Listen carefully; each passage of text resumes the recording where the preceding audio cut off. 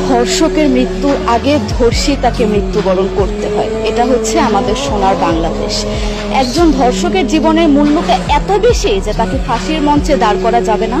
আমরা বাংলাদেশে কয়জন ধর্ষকের নাম জানি যাকে কঠোর থেকে কঠোরতম শাস্তি দেওয়া হয়েছে, যাকে ফাঁসির মঞ্চে দাঁড় করা হয়েছে? আমরা কি আদৌ কেউ জানি?